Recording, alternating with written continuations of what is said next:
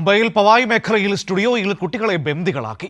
ഏകദേശം 24 കുട്ടികളെയാണ് സ്റ്റുഡിയോയിലെ ജീവനക്കാരനും യൂട്യൂബറും ചേർന്ന് ബന്ദികളാക്കിയത്. വിവരങ്ങളുമായി പ്രേംലാൽ മുംബൈയിൽ നിന്ന് ചേരുകയാണ്. പ്രേംലാൽ, ഇതെന്താണ് സംഭവം? ഈ കുട്ടികളെ മോചിപ്പിക്കാൻ കഴിഞ്ഞിട്ടുണ്ടോ? പോലീസ് എത്തിയിട്ടുണ്ടോ? എന്താണ് സംഭവം? മനു, കുട്ടികളെല്ലാം മോചിപ്പിക്കാൻ കഴിഞ്ഞവര് രക്ഷിതാക്കളെ തിരിച്ചേൽപ്പിച്ചു. മുംബൈയിലെ പവായ് മേഖലയിൽ പ്രവർത്തിക്കുന്ന ഒരു സ്റ്റുഡിയോയിൽ പട്ടപ്പകലാണ് സംഭവം നടന്നത്. ഏകദേശം 2 ഡസനോളം കുട്ടികളെ ബന്ദികളാക്കി. സംഭവം വലിയ പരിഭ്രാന്തിയാണ് ആദ്യം പരത്തിയത്. പോലീസ് സന്നാഹ സ്ഥലത്തെത്തിയാണ് ബന്ദികളായ എല്ലാ കുട്ടികളെയും രക്ഷപ്പെടുത്താൻ കഴിഞ്ഞത്. തട്ടിക്കൊണ്ടുപോയ ആളെ പോലീസ് അറസ്റ്റ് ചെയ്യുകയും ചെയ്തു. ആക്ടിംഗ് ക്ലാസുകൾ പതിവായി നടക്കുന്ന RI സ്റ്റുഡിയോയിലാണ് ഈ സംഭവം. പ്രാഥമിക വിവരങ്ങളനുസരിച്ച് കുട്ടികളെ ബന്ദികളാക്കുന്നത് സ്റ്റുഡിയോയിലെ ജീവനക്കാരനും ഒരു യൂട്യൂബറുമായ എന്താണ് കാരണമെന്നറിയുമോ ഈ കുട്ടികളെ ബന്ദികളാക്കാൻ?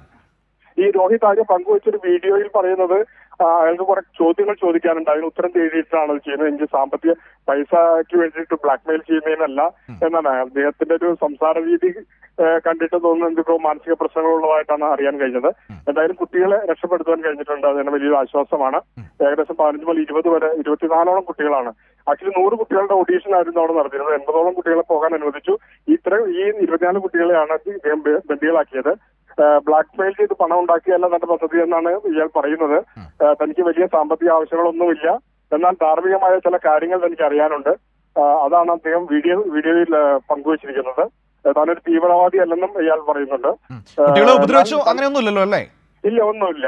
ഇയാളെ പ്രകോപിപ്പിക്കാൻ ശ്രമിക്കരുത്, പ്രകോപിപ്പിക്കാൻ ശ്രമിച്ചാൽ എന്തെങ്കിലും കടന്നു ചെയ്യും എന്നുള്ള രീതിയിലുള്ള സംസാരങ്ങളാണ് ഉണ്ടായിരുന്നത്. എന്തായാലും പോലീസ് സ്ഥലത്തെത്തി സമയോചിതമായ നടപടിയെടുത്ത് രക്ഷിതാക്കൾക്ക് കുട്ടികളെ തിരിച്ചേൽപ്പിച്ചിട്ടുണ്ട്. മനു, ശരി. പ്രേംലാൽ മുംബൈയിൽ നിന്ന് വിവരങ്ങൾ നൽകിയത്.